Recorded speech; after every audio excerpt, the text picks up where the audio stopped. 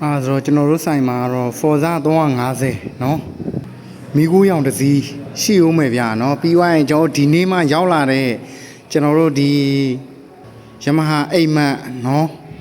ကျွန်တော်ဒီအမဲနဲ့အနီနဲ့ဖောက်ထားတဲ့ကောင်ကြီးဗျာเนาะဒီကောင်ကြီးတစ်စီးကတော့ထပ်ရောက်လာပြီ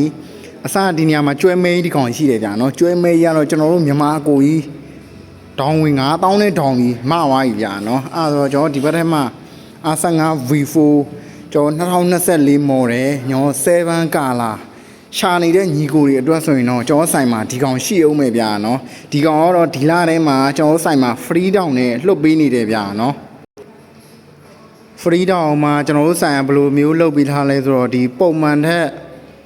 ဈေးသက်တောင်လုပ်ပေးထားတယ်เนาะအဲ့တော့ကျွန်တော်မြန်မာညီကိုတွေလက်ငင်းအရေးကြလဲထက်လှုပ်ရှင်နေဆိုရင်လည်းရတယ်ဗျာเนาะဘိန်းကျွန်းက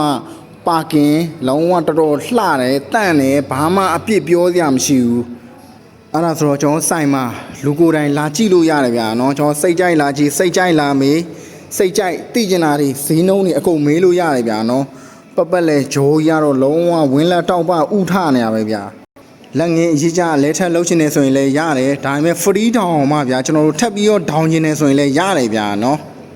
percentage တွေ short ပေးထားရဗျာเนาะဒီကျွန်တော်ဒီအတိုး percentage တွေပြီးရင်ကျွန်တော်ဒီဘက်ထဲကတော့ထုံးစံတိုင်းပဲကျွန်တော် Yamaha အိမ်မက်ကတော့เนาะနောက်တဲ့အနီရောင်ကောင်ကြီး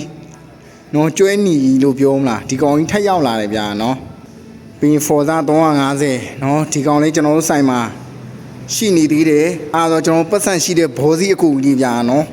စင်ဖမ်းမယ်ကြားဖမ်းမယ်เนาะရေသူမဖမ်းမယ်ဆိုတဲ့အကူကြီးเนาะပိုင်ရှင်စောင့်နေတယ်ဗျာเนาะ